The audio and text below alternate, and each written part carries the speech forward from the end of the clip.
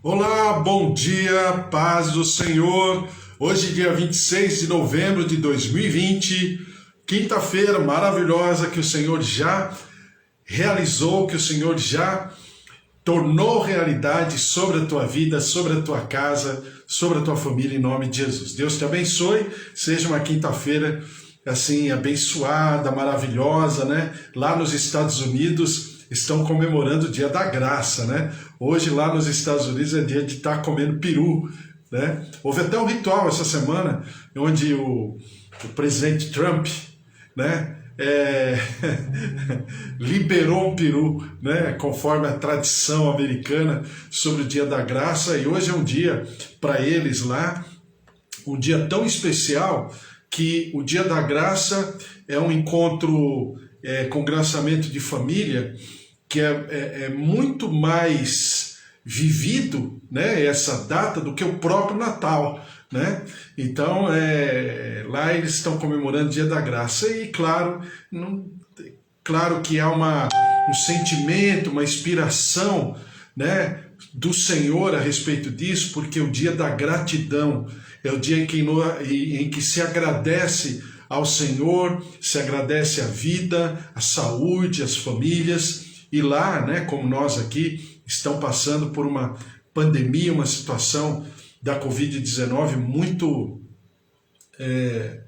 difícil, né? Em todos os sentidos, e eles estão vivendo lá esse dia, estão em gratidão, vamos dizer assim, estão em louvor e gratidão por tudo aquilo que o Senhor tem feito. E glória a Deus, porque nós aqui estamos também agradecidos, porque até aqui o Senhor nos ajudou, até aqui o Senhor operacionalizou a sua verdade, a sua palavra, suas promessas, e nós estamos como quem sonha, como diz a Bíblia, porque grandes coisas o Senhor tem feito por nós, e por isso nós estamos alegres, porque a alegria do Senhor é a nossa força, né? A Bíblia diz que nós agradamos a Deus só de uma maneira, né? Agrada-te do Senhor e Ele satisfará os desejos do teu coração. E o que é agradar ao Senhor? Então a Bíblia diz, sem fé é impossível agradar a Deus. Então eu agrado a Deus quando eu creio nele, quando eu creio nas suas verdades, quando eu creio na vida que Ele me oferece, quando eu creio nessa plataforma de vida sobre a qual Ele deseja colocar a nossa casa, a nossa família, os nossos queridos. Então, quando eu agrado ao Senhor, porque eu creio nele, né? Então a Bíblia diz assim, agrada-te do Senhor e Ele satisfará os desejos do teu coração. Oi, tudo bem, Késia? Deus abençoe você aí, tua casa, tua família, Karina, Patrícia, genros, netos, o Ivo. Deus abençoe todos vocês aí, em nome de Jesus. Tudo bem, Suzy? Fica na paz do Senhor aí, Deus abençoe, Bispo Antônio, Priscila, Eva também, Deus abençoe você, Raquel, Fábio, Débora, Cris, Netinho Danielzinho, Deus abençoe o Carlos também, o Senhor esteja sobre todas essas famílias maravilhosas, especiais, cobertas, né, protegidas pelo Senhor, pela sua proteção, onde o Senhor derramou da sua bênção, da sua salvação, do seu senhorio, ao Senhor todo louvor, toda honra e toda glória. Estamos lendo Mateus capítulo 6, já passamos pela biografia de Jesus, até o finalzinho do capítulo 3, capítulo 4, a disposição do Senhor Jesus em viver o seu ministério, capítulo 5, o Senhor passa pela tradição dos antigos, né? Começando o Sermão da Montanha, passando sobre o que significa o caráter do cidadão do céu, né? Que, claro, como Jesus está falando, e Mateus pontua, né? O Senhor Jesus como rei, e se ele sublinha, se a perspectiva de Mateus é falar de Jesus como rei, obviamente ele vai falar sobre um reinado, sobre um reino e sobre os súditos, e nós somos os súditos desse reino.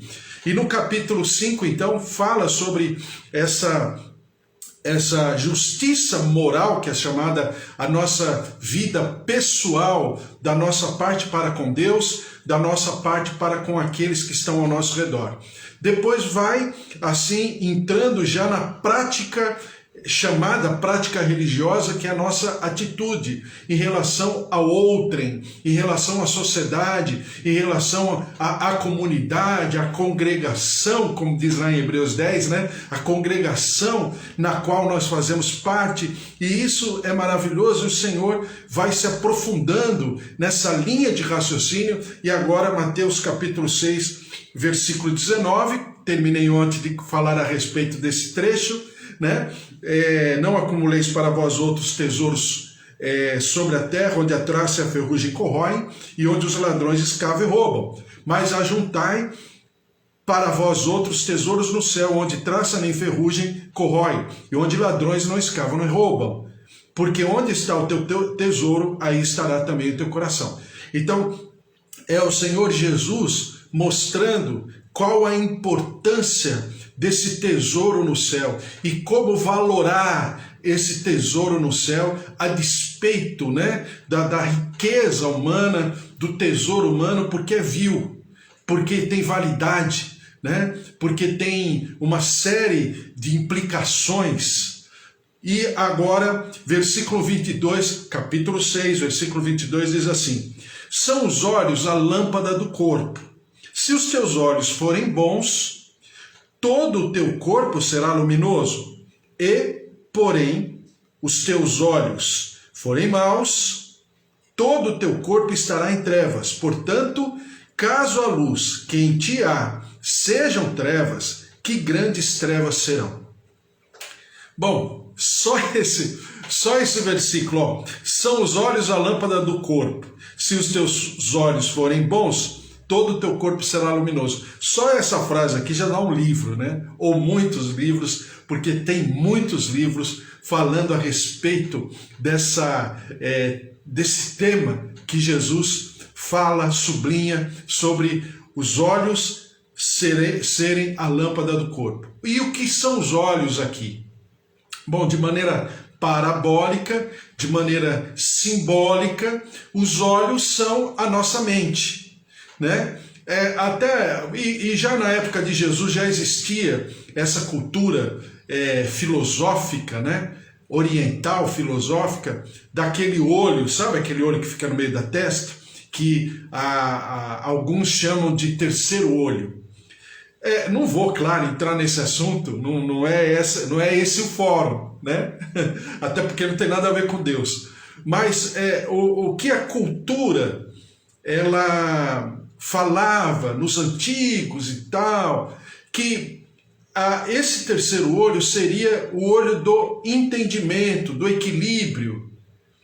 Então, o que o Senhor Jesus está falando, claro que ele não está falando a respeito disso, mas ele coloca os olhos como uma capacidade de avaliação, uma capacidade de enxergar o mundo que está ao nosso redor, uma sensibilidade para entender os movimentos, né, no universo, na humanidade, na criação, na natureza, no trabalho, na família, filhos, esposa, marido, pais. Então, a maneira de enxergar as coisas. Alguém já disse que é como se o Senhor Jesus estivesse falando assim: olha, qual é a lente, qual é o óculos que você está enxergando as coisas? Como que você está avaliando? Porque se os seus óculos forem bons, todo o teu corpo será luz. E corpo aí nós podemos entender parabolicamente como vida, né? Se a minha mente, se a minha maneira, o meu juízo de valor for bom, toda a minha vida será luz, ou seja, toda a minha vida será boa. Eu já expliquei para você que bom, no hebraico, é o conceito de alguém que tem habilitação para começar uma obra e para terminar uma obra. Tanto é que Jesus adverte em algum momento um mancebo de qualidade que o chama, um jovem de qualidade, né? Que o chama de bom mestre. E Jesus fala, como bom, se só existe um? Aí você pensa assim, mas será que Jesus não era bom? Porque na cultura hebraica, é por isso que é gostoso a gente sempre estar colocando paralelamente, né? Parabólica significa isso, uma visão paralela para me mostrar o que significa o conceito que eu estou querendo ensinar, né? Daí vem a palavra, o significado de parábola. Por isso que eu sempre falo para você que o Antigo Testamento é a parábola do Novo Testamento, porque o Antigo Testamento ilustra o Novo Testamento, então não tem como viver um sem o outro, como alguns, numa teologia barata, explicam, ou mostram, ou até defendem, né, sobre o Antigo Testamento, e falam da época da lei, porque agora é a época da graça, como se não fosse a mesma coisa. Mas também não é esse fórum para discutir isso. Mas o que significa então? Significa que quando a minha avaliação, a minha maneira de enxergar aquilo que está ao meu redor são aí bons, ou seja, eu tenho discernimento do começo, do meio e do fim, então a minha vida será luz, o meu corpo será luz. E Jesus fala, se os meus olhos forem bons, todo o meu corpo será luz. Ou seja, se o meu entendimento, o meu juízo de valor, a minha capacidade de avaliar o contexto em que estou, for bom, toda a minha vida será luz. Então, a palavra do Senhor, ela tem esses dois símbolos muito presentes. A minha mente, meus olhos, né? O meu entendimento, a minha capacidade de compreender a circunstância. Agora, aí sim, agora no óculos de Deus. Então, como que eu consigo enxergar de maneira boa, ou seja, completa, perfeita, começo, meio e fim, com os meus olhos? Nem pensar. Até porque a Bíblia fala que nós não devemos julgar, não é? Para não sermos julgados. Aí você fala, então é pecado julgar? Com os meus óculos é pecado julgar. Mas com a lente de Deus, não. Porque com a lente de Deus, eu terei a completude, a plenitude do que significa aquilo que eu estou enxergando.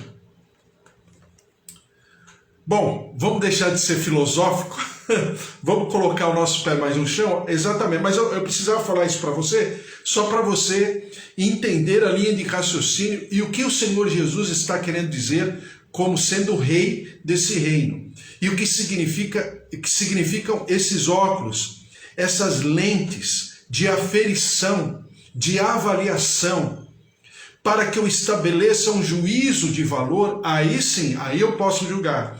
Um juízo de valor que não é meu, que não está amparado pelos meus sentimentos, que não está alicerçado pelos meus traumas, pelas minhas machucaduras.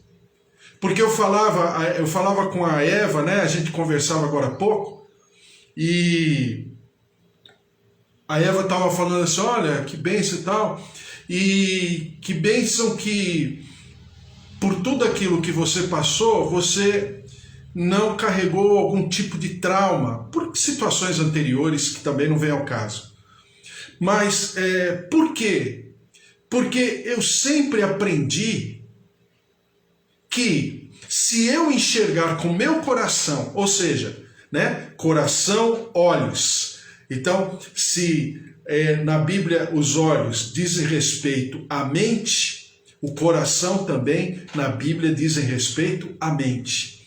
Você tem sempre essa comparação, essa figura de linguagem, essa maneira poética de falar da nossa mente. Coração e olhos. E isso permeia toda a palavra de Deus, desde o Antigo Testamento até o Novo Testamento. Lembre que a nossa cultura aqui, ela é oriental, né? Então ela sempre vai trabalhar isso de uma maneira muito delicada, muito poética, muito sensível, muito simples, muito prática, porém muito profunda, com verdades maravilhosas, que se a gente entender, será de uma grande bênção para nós. Bom, então, Jesus, ele mostra que se a minha lente for boa, o meu corpo será luz. Por que a minha vida será luz? Porque se a minha mente for boa, a minha vida será luz. Porque a minha vida estará baseada sobre uma lâmpada. E quem é essa lâmpada? Qual é a lâmpada? Diz aqui, são os olhos a lâmpada do corpo. Que lâmpada? Que aferição é essa? Até porque se você pensar de maneira técnica, científica, tecnológica, não existia ainda a lâmpada, a figura da lâmpada, né? Tanto é que nos escritos mais antigos chama isso de candeia. É mais próxima do lampião, né? Mais próximo daquilo que existia na época. Veja só o que diz Salmo 119, versículo 5. Aí você vai falar assim, nossa, eu sei de cor desde criança. Mas vamos ler. Salmo 119, versículo 105. Diz assim, lâmpada para os meus pés é a tua palavra e luz para os meus caminhos. Então, que lâmpada, que lente de aferição é essa para eu poder enxergar a escuridão, a nebulosidade sobre a qual eu estou vivendo? A lâmpada para os meus pés é a tua palavra. Então a lente que me faz aferir de uma maneira boa, lembre-se de que na Bíblia bom e mal não é porque eu sou caridoso, eu sou bom, e mal não é porque me falta altruísmo, não sou uma pessoa caridosa. E essa figura, ela é uma figura social, não é bíblica. Ser bom é quando eu cumpro em obediência à palavra de Deus, aí eu sou bom. Eu não apenas desejo cumprir, mas eu cumpro e completo a obra. É por isso que Jesus adverte aquele mancebo de qualidade. Porque Jesus não havia completado a obra. Então ele não poderia, na lógica, né, no entendimento hebraico, judaico, aquele mancebo de qualidade não poderia chamar Jesus de bom. Nesse sentido, porque Jesus só seria bom quando ele tivesse expirado na cruz do Calvário, me entendeu? Ah, ele é bom. Por que ele é bom? Porque ele completou. Porque ele não apenas obedeceu o Pai, ele cumpriu todo o cardápio, todo o script de vida que o Pai havia escrito por sobre ele, e ele fecha quando ele diz, está consumado. Ponto. Jesus é bom. Entendeu? Então, tanto é que ele fala para o mancebo de qualidade, só um é bom. O Pai. Por que o Pai? Porque ele completou a obra. Porque ele é o único ser que tem a capacidade de completar, porque ele tem total controle de tudo e de todos. Então é por isso que a Bíblia fala orientalmente, falando que o eu sou, porque eu sou, porque ele é o único ser que pode falar eu sou, na lógica oriental. Por quê? Porque na lógica oriental, na cultura oriental, eu não sou, eu estou Rubens. Por que eu estou Rubens? Porque daqui um segundo pode me dar um mal súbito, eu bater com as 10 aqui, até com tudo ligado. Eu falando com você aqui, de repente, ó, valeu, fui. Então eu estou, porque eu não tenho controle de mim. Se eu estou e não tenho controle de mim, o que eu preciso fazer? Eu preciso incorporar alguém que é, não que está, mas que é Quem é? Jesus Cristo de Nazaré. Esse é. Tanto é que ele completa aquilo que o Pai responde para Moisés lá em Êxodo: diga ao faraó, o eu sou te enviou. Pronto, valeu. Moisés, orientalmente falando, ele já entendeu. O mandatário, é o mentor do universo. Mesmo que o faraó não fosse temente a Deus, todos sabiam que havia um ser por sobre todas as coisas. Sabe aquilo que Einstein escreve em um dos seus livros? É impossível não enxergar o universo e não entender que existe um ser por detrás de tudo isso, orquestrando tudo que está acontecendo. Einstein, que ele falou, só para você lembrar, Einstein era um judeu. E se ele era um judeu, ele também tinha essa cultura oriental na sua maneira de ser, na sua educação familiar. Não estou falando aqui o quanto ele era de temente a Deus, aí eu já não sei. Mas eu sei que ele tinha uma cultura oriental. Então, o eu sou está te enviando, Moisés. Pronto, já entendi. Ô faraó, o eu sou me enviou. Opa! O Todo-Poderoso, aquele que está por sobre tudo e todos, o Deus dos deuses, eu estou falando na cultura deles lá, né? O Deus dos deuses. E aí Jesus completa essa palavra, esse conceito, amplia esse conceito em João, quando ele fala, eu sou 7 vezes. Então, quando o Senhor Jesus, agora voltando à passagem, me diz que se os meus olhos forem bons, todo o meu corpo será luz, porque os olhos são a lâmpada do meu corpo, significa que o rei desse reino dos céus está me aconselhando, está concordando comigo de que se eu não tiver essa lente, essa lâmpada de aferição, eu não vou conseguir enxergar aquilo que eu vivo, o meu contexto, as minhas circunstâncias, as minhas contingências, as minhas demandas de uma maneira boa, perfeita e agradável, ou seja, completa. Então, quando Jesus diz, se os meus olhos forem bons, e só para terminar, eu vou deixar aqui um exemplo na palavra do Senhor, está lá em Números capítulo 13. Números capítulo 13. Que pena, não vai dar para eu ler tudo, mas eu só vou ler assim um pedacinho.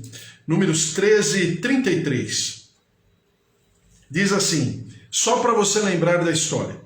Também vimos ali gigantes, os filhos de Anak são descendentes de gigantes. E éramos aos nossos próprios olhos, como gafanhotos, e assim também o éramos aos seus olhos.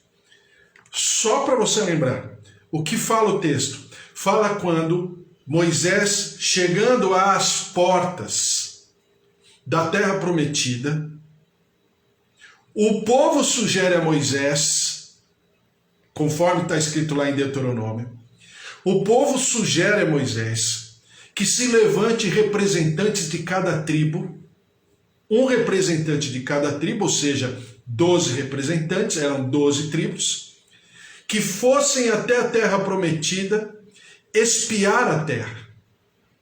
Aqui começa o problema. Por quê? Porque essa sugestão ela não veio de Deus, de levantar os 12 espias. Tanto é, quando você vê que Deuteronômio, na verdade, é uma revisitação da lei estabelecida em Números e Levíticos, você percebe que o povo sugeriu e Moisés aceitou a sugestão e manda os 12 espias. Claro que não vem de Deus isso. Por que não vem de Deus? Porque Deus falou que era uma terra que mana leite e mel, ponto. Não precisava conferir. Sabe aquela coisa que o diabo fala para Jesus? Você não é o filho de Deus? Então, manda que esses pães se transformem, essas pedras se transformem em pães, né? Lança-te aqui do alto, porque o Senhor diz, aos seus anjos dará ordem ao teu respeito. E Jesus repreendeu Satanás por quê? Porque ele não precisava experimentar Deus, ele conhecia Deus, ele conhecia o Pai.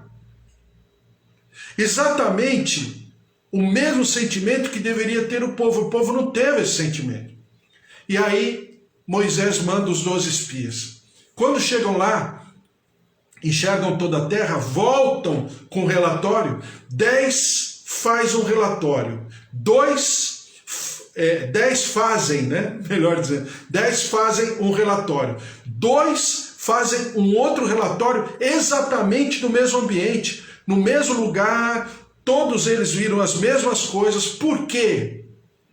Os olhos é que fizeram a diferença, ou seja, a maneira de aferir, o senso de critério daqueles 10 espias era completamente diferente dos 2 espias. E aqui em Números 13 a gente termina, amanhã eu falo mais, porque é muito interessante. Como eu disse, essa passagem, essa frase de Jesus já dá um livro, né? Se os teus olhos forem bons, todo o teu corpo será luz, porque os olhos são a lâmpada do nosso corpo.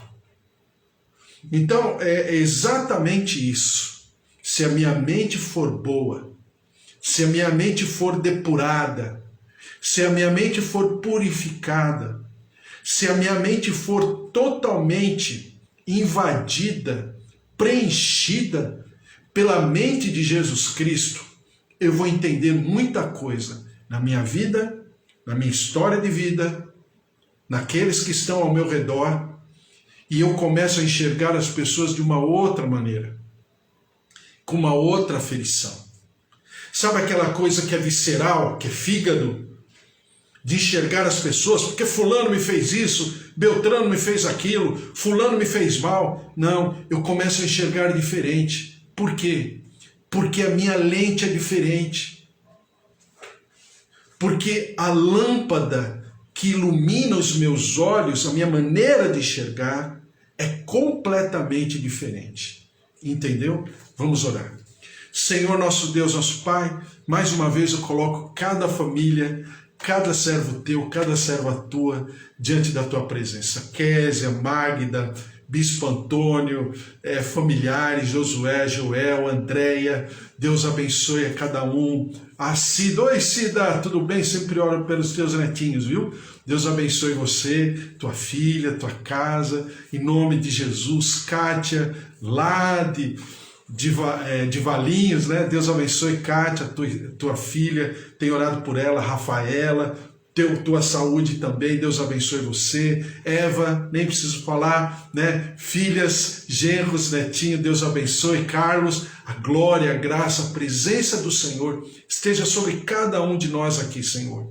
Nossas famílias, nossas vidas, nosso cotidiano, nossa história de vida, para que nós possamos expor diante do teu altar e o Senhor possa nos dar a aferição de como o Senhor enxerga, porque a maneira com que o Senhor enxerga é a maneira que nós desejamos enxergar também.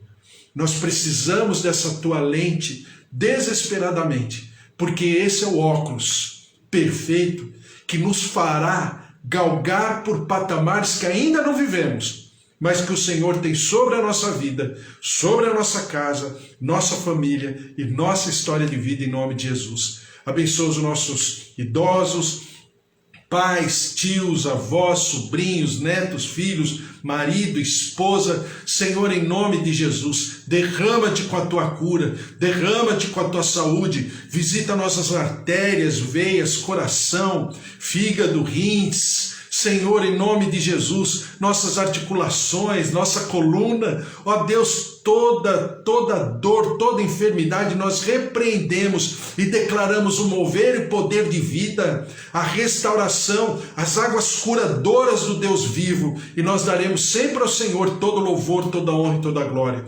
Abençoa o nosso país. Ó Deus, perdoa-nos no nosso pecado como nação, como povo brasileiro, e que nós possamos viver, ó Deus, o sarar da nossa terra. Nós possamos viver uma sociedade completamente aberta, derramada diante do teu altar, declarando que só o Senhor é Deus. Por isso, derrama-te sobre o nosso país, derrama-te sobre o nosso povo, derrama-te, ó Deus, sobre as nossas casas, os nossos lares, e nós daremos ao Senhor sempre todo louvor, toda honra e toda glória, em nome de Jesus. Amém. Que Deus te abençoe, que o amor de Deus Pai, a vida vitoriosa em Jesus Cristo e as consolações do Espírito Santo da promessa estejam sobre a tua vida, a tua casa, a tua família. Porque se Deus é por nós, quem será contra nós? Se o Senhor é o nosso pastor, de nada nós teremos falta. Um beijo para você, até amanhã.